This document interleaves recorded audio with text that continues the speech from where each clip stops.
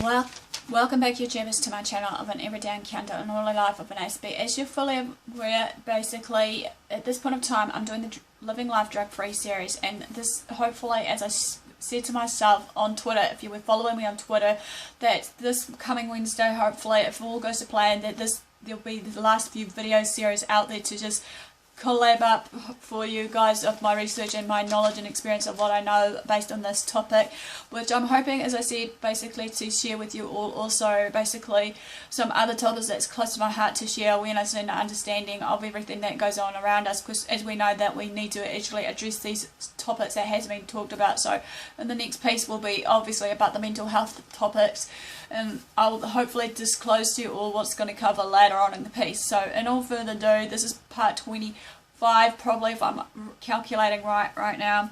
This is called If Someone You Care About is Using, think or do something about this. Consider thinking this. Helping a friend or family member that is under that influence of substance abuse or just abuse in general of the alcohol or what have you can be really scary when we know that basically that, you know, we love our family or friend and we don't wish any, you know, bad things to happen to them, even though we know for a fact that certain things in our everyday lives get in the way of us to just make that excuse or reason to, you know, use or drink, you know. And it's just a matter of choices of what we make, however, of what we go about it. And so it's a matter of choice how we're going to actually help this person out of, be it our friend, family member, or whoever that we are in contact with.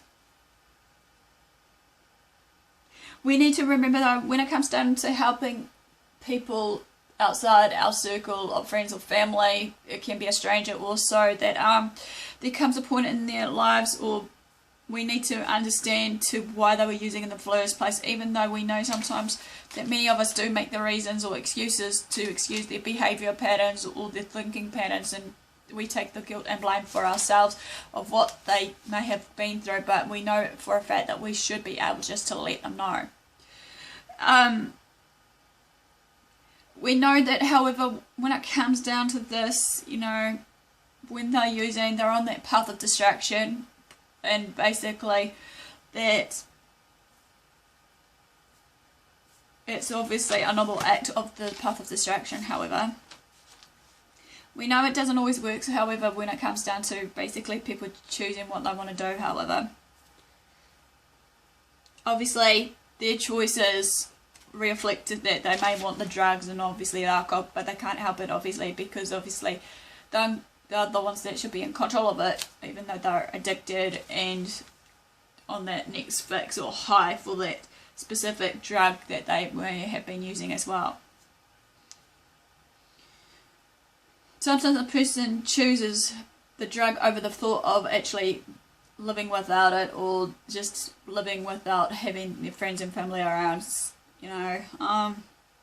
The greater the addiction, however, as we know, the more the user or the addict will refuse the help that they is needed, because obviously, like I said, that they tend to have to hit rock bottom before they actually realise that they do need the help.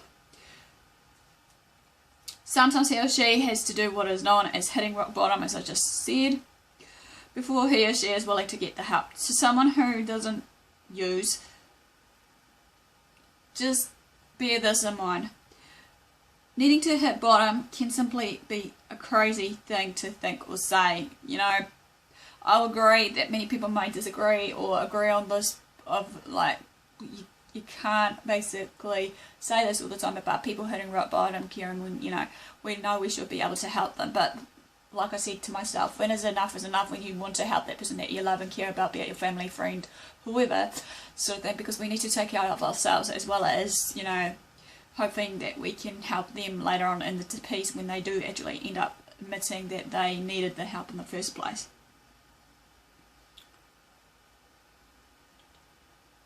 Keep in mind though, however, when someone uses to the point of getting addicted, the chemical is in control and the person who is using. The addict may no longer be able to choose to be without the drug. So again, like I said, with that continuous cycle of when they use sort of thing, there will be a part where they'll have withdrawals with the relapse stage and everything. If someone you care about chemically dependent, I want to ask you today. It can really hurt to watch someone you love really self-destruct themselves, regardless of what it may be, using, abusing, using the alcohol, drink, and whatnot. If your friend or family member is using, you can get help or help this person get a hold of his or her life back before he or she damages his or her health, or maybe even dies, which is the last resort, which we shouldn't be treating or thinking about, obviously, at this point of time. So that basically ends my really short piece of basically, if someone you care about is using and abusing, just something to think about. Please give me the like for thumbs up for support, as well as just maybe showing that you're actually been tuning in with this. And also don't forget to share these videos to family and friends, basically, as well as following me on Twitter and Facebook, AspieAnswersAll. And coming up next in the series is tough love. The 3 important reasons to be tough when someone is using is obviously part 26. So basically, if you haven't done so, subscribe to my channel. And also basically, just when it comes down to it, before I end this, is like, we need to realise that, sometimes we may need to let go of someone that has been using and abusing the drugs and alcohol, and sometimes it can be other things, personal things that gets in the way of our, life, regardless what it may be, even though, like, I'm hoping to address another topic of what I'm sharing here. But in all further ado, guys, thanks for watching, and I'll see you soon.